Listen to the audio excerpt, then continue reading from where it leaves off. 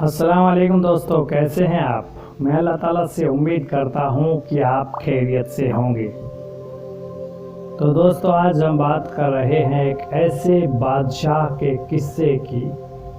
एक मुल्क का बादशाह होने के बावजूद भी वह खुश नहीं था और उस खुशी को हासिल करने के लिए वो हमेशा मारा मारा फिरता था और पूरी तरीके से अंदर से टूट चुका था। उसने कई बार उस बादशाह ने अक्लमंद और दानिशमंद समझदार लोगों से सलाह भी ली, लेकिन उसे खुशी का फार्मूला नहीं मिला। एक बार बादशाह एक घने जंगल में गया। उस घने जंगल की पहाड़ी पर एक दरवेश रहता था। उस दरवेश के दो ही काम थे, एक तो उगते हुए निकलते हुए सूरज को देखना और एक डूबते हुए सूरज को देखना।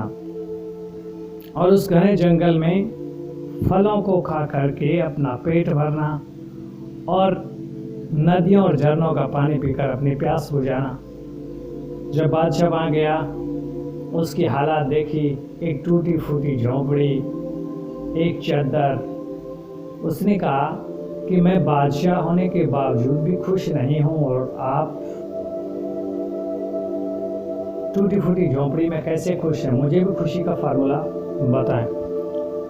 बादशाह की इस बात को सुनकर दरवेश पहले तो खूब हंसा और हंसने के बाद में उसने कहा कि बादशाह सलामत, खुशी का ये फार्मूला मैं तुम्हें आज यहाँ नहीं बताऊंगा, बल्कि आपके महल में आकर के एक दिन बताऊंगा। अगले दिन बादशाह ने दरवेश के पास अपने दरबारियों को भेजा और उसे घोड़े पर बिठाकर वहां ले गए। और वहां जाकर दरवेश उस बादशाह से मिला और मिलने के बाद में उसने कहा कि किसी ज़रूरतमंद इंसान को बुलाइए।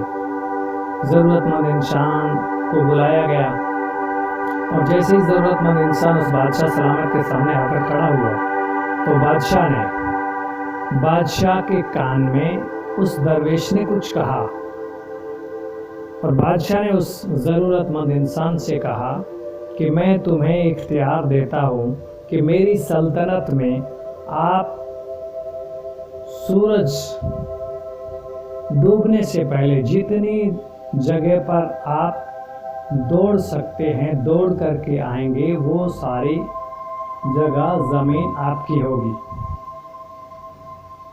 बादशाह की इस बात को सुनकर ज़रूरतमंद इंसान अंदर ही अंदर खुश हुआ और ऐसा करने के लिए तैयार हो गया। लेकिन बादशाह ने कहा उसके लिए शर्त ये है कि सूरज डूबने से पहले आप जिस जगह से दौड़ स्टार्ट कर रहे हैं, शुरू कर रहे हैं, सूरज डूबने से पहले आपको वहाँ हाजिर होना ज़रूरी है।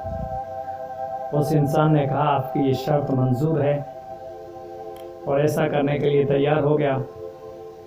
बादशाह के महल के बाहर बादशाह, उसके दरबारी, सिपाही सभी कुर्सियां लगाकर बैठ गए और उस इंसान को बुलाया गया और एक लाइन खींच दी गई, उस पर उसे खड़ा किया गया और एक शख्स जो रुमाल का इशारा करके उसे यूं कह रहा था कि अब आपकी दौड़ स्टार्ट शुरू हो चुकी है। और जैसे ही रुमाल का इशारा किया, उस ज़रूरतमंद इंसान ने भागना शुरू कर दिया। वह भागता गया और भागते ही उसने अपने मन में एक प्लान बनाया। उसने प्लान ये बनाया कि मैं दोपहर तक फला फला जगह दौड़ करके और 500 एकड़ ज़मीन को हथिया लूँगा, उसका आधा हिस्सा दोपहर तक पूरा कर लूँगा और दोपहर के बाद में फिर आधा हिस्सा पूरा करके और बादशाह सलामत के पास पहुँच जाऊँगा। हालांकि उसने दोपहर तक वैसा ही किया, लेकिन दोपहर के बाद में उसने जैसे ही भागना स्टार्ट किया तो उसके मन में लालच आया। उसने सोचा क्यों ना मैं 500 एकड़ की जगह थोड़ी स्पीड को बढ़ा लूँ और 100 एकड़ ज़मीन और हथिया लूँगा और अपनी बाकी की ज़िंदगी बड़े ही ऐशो आराम से गुजारूँगा और ये सारी ज़मीन मेरी हो जाएगी। उसने वैसा ही किया, लेकिन वह पूरी तरीके से थक चुका था। अब ऐसा करने के लिए उसके पास दो ही ऑप्शन थे, या तो वो अपनी हार मान लेता, चुपचाप घर आके बैठ जाता, और या ऐसा करने के लिए अपनी स्पीड को बढ़ाता और तेज दौड़ लगाता उस राजा के महल में पहुंचता। उसने दूसरे ऑप्शन को चुना और अपनी स्पीड को बढ़ा दिया। हालांकि वह बुरी तरीके से थक गया था और परेशान हो चुका था, लेकिन उसने अपनी स्पीड को बढ़ाया और भागते भागते थक गया। उसकी सांसें फूलने लगी, उसके मुंह से खून आ गया, उसके फेफड़े फट गए थे। जैसे कैसे उस बादशाह के महल में पहुंच ही गया और बादशाह के सामने जाकर के गिर गया और लंबी सांस खींची और वे बादशाह सलामत के सामने जाकर मर गया। ऐसे में उस बादशाह के पास बैठा वजीर दरवेश उठा और अपने हाथ से उस की फटी हुई आंखें बंद की और कहने लगा, बादशाह सलामत, ये है लालच के व्यापारी। लालच के व्यापारी कभी सुखी नहीं रह सकते। ये तो भला अच्छी जिंदगी गुजार रहा था, मेरे से ये कितना ही अच्छा था। मेरे पास 2 चादरें ओढ़ने और बिछाने के लिए, 1 लकड़ी की चप्पल और टूटी फूटी झोंपड़ी, जबकि इसके पास घर था, मकान था, इसकी बीवी थी, बच्चे थे, खाने पीने के लिए आटा दाल सब कुछ था। उसके बावजूद भी इसके मन में लालच आया।